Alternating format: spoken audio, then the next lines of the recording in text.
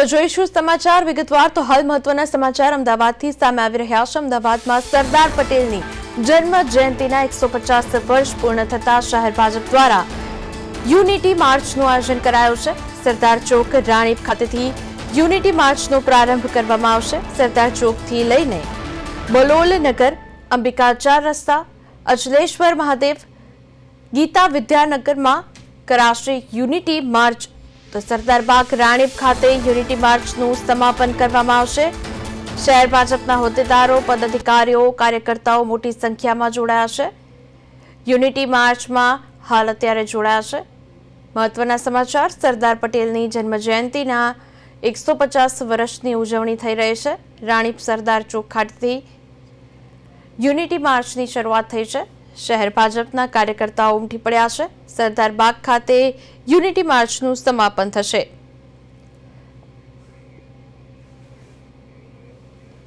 તો આપણી સાથે આ જ મુદ્દા પર લાઈવ જોડાયા છે કમલેશ।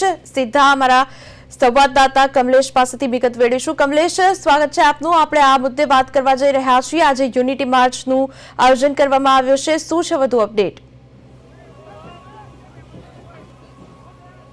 તમને જણાવી દઉં કે સરદાર વલ્લભભાઈ પટેલની જન્મ જયંતિને 150 વર્ષ પૂર્ણ થયા છે, જેને લઈને તમામ અમદાવાદની વિધાનસભાઓમાં ભારતીય જનતા પાર્ટી હોય, કોર્પોરેશનના સહયોગથી ઉજવણી કરવાનો કાર્યક્રમ આજે યોજવામાં આવ્યો છે। અમે હાજર છીએ અત્યારે સાબરમતી વિધાનસભામાં। કાલે ઘાટલોડિયા વિધાનસભામાં મુખ્યમંત્રી ભૂપેન્દ્ર પટેલ જોડાવાના છે। અત્યારે ખાસ કરીને ધારાસભ્ય હર્ષદ પટેલ અહીંયા જોડાયા છે। તમામ કોર્પોરેશનના અધિકારીઓ, મેયર પ્રતિભા જૈન હોય, સ્ટેન્ડિંગ કમિટી ચેરમેન હોય, એ તમામ ડેપ્યુટી મ્યુનિસિપલ કમિશનર હોય, એ તમામ લોકો અહીંયા જોડાયા છે। તમે જોઈ શકો છો કે હર્ષદ પટેલ જે સાબરમતી વિધાનસભા ધારાસભ્ય છે, એમણે યુનિટી માર્ચનું પ્રસ્થાન કરાવ્યું છે। મેયર પણ પોતે જોડાયા છે। તમામ અધિકારીઓ, પદાધિકારીઓએ અહીંયાથી યુનિટી માર્ચનું આયોજન કર્યું છે। અત્યારે આજે સાબરમતી વિધાનસભામાં સમગ્ર યુનિટી માર્ચ ચાલવાનું છે। તમે જોઈ શકો છો કે મોટી યાત્રામાં ભારત દેશના તિરંગા સાથે સરદાર સાહેબને યાદ કરતા કરતા યુનિટી માર્ચમાં જોડાયા છે। અમે ખાસ કરીને વાત કરીશું। હર્ષદભાઈ, તમે આજે યુનિટી માર્ચમાં જોડાયા છો, શું કહેશો?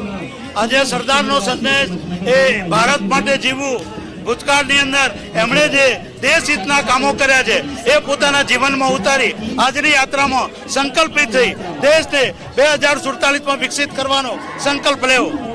દેવાંગર, શું કહેશો? આજે યુનિટી માત્રામાં જોડાયા છો, પ્રસ્થાન કરાવી રહ્યા છો, આ પ્રસંગ છે, ઉત્સવનો માહોલ છે, શું કહેશો?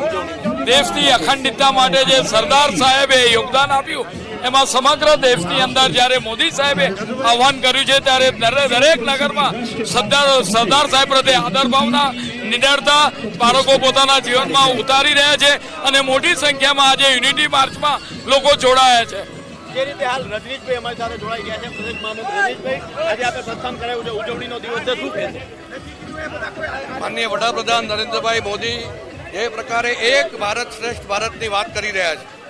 આ એક ભારત કરવાનું કામ કોઈએ જો કર્યું હોય તો એ સરદાર પટેલ સાહેબે કર્યું છે અને આજે એમની ભવ્ય પ્રતિમા એ આપણને સંદેશ આપી રહી છે કે એકતા સાથે આ દેશ આગળ વધી શકે છે। એવી જ કામ એમની 150મી જન્મજયંતિ નિમિત્તે ઉજવવા માટે દેશના યશસ્વી વડાપ્રધાન માનનીય નરેન્દ્રભાઈએ કર્યું છે અને ખૂબ મોટી સંખ્યામાં નાગરિકો એમાં જોડાય છે। બિહારમાં પ્રચંડ જીત મળી છે, શું કહેશો? બિહારમાં જે પ્રકારે દેશના યશસ્વી વડાપ્રધાન માનનીય નરેન્દ્રભાઈને લોકોએ સમર્થન કર્યું છે એ બતાવે છે કે વિકાસની રાજનીતિ સાથે લોકો છે। આ દેશને 2047 સુધીમાં વિકસિત રાષ્ટ્ર બનાવવાની સંકલ્પના સાથે જે પ્રકારે માનનીય નરેન્દ્રભાઈ આગળ વધી રહ્યા છે, પૂરું ભારત એમાં જોડાવાનું છે। જે રીતે અમારી સાથે તમામ અત્યારે જે રીતે રજનીશભાઈએ વાત કરી, જે રીતે સ્ટેન્ડિંગ કમિટી ચેરમેન અમારી સાથે જોડાયા, મેયર પણ આ યાત્રામાં જોડાયા છે। મોટી સંખ્યામાં આજે ભારતીય જનતા પાર્ટીના કાર્યકરો, પદાધિકારીઓ, નેતાઓ, કોર્પોરેશનના સહયોગથી ડેપ્યુટી મ્યુનિસિપલ કમિશનર હોય કે પછી ડીઈઓ રોહિત ચૌધરી, તમામ લોકો અહીંયા જોડાયા છે। ફરી એકવાર મારા કેમેરામેનને વિનંતી કરી કે યુનિટી માર્ચ બતાવે કે જે રીતે હાલ તમે જોઈ શકો છો કે તમામ બાળકો, શહેરીજનો, યુવાનો, વૃદ્ધો મોટી સંખ્યામાં અહીંયા આજે યુનિટી માર્ચમાં જોડાયા છે। દેશભક્તિની ભાવના સાથે રંગાયા છે। એ સરદાર, જે સરદારે કે દેશની એકતા માટે પોતાનું સર્વસ્વ આપી દીધું હતું, 562 રજવાડા એમણે એકત્રીકરણ, જ્યારે દેશની સામે એક પ્રશ્ન હતો કે ભારત ખંડ ખંડ રહે છે કે અખંડ રહે છે, ત્યારે સરદાર સાહેબે ભારત દેશની એકતા માટે અથાગ પ્રયત્નો કર્યા હતા। ત્યારે હું જો એ સમયની વાત કરું તો 562 રજવાડા દેશમાં વિલીનીકરણ કર્યા ત્યારે હૈદરાબાદના નિઝામુદ્દીન દેશમાં જોડાવાનો ઇનકાર કરતા હતા, ત્યારે સરદાર સાહેબે એમને કહ્યું હતું કે કાલ સવારથી સાંજ સુધી તમે ભારતમાં જોડાઈ જશો, નહીતર દેશ દુનિયાના નકશામાંથી ક્યાંક ને ક્યાંક હૈદરાબાદનું નામ મટી જશે. તેવી સરદાર સાહેબની યાદગીરી આજે હૈદરાબાદથી સમગ્ર દેશની એકતાને સરદાર સાહેબને યાદ કરવામાં આવે છે. અમારી સાથે કાર્યકર્તાઓ જોડાયા છે, વાત કરી તો આજે આ યુનિટી માર્ચનું આયોજનને લઈને શું કહેશો? યુનિટી માર્ચ ભારતની એકતા અને અખંડતા માટે અમારી સાથે વધુ એક આપણે આ યુનિટી માર્ચનું આયોજન કરવામાં આવ્યું છે, શું કહેશો? આપ જોડાયા છો.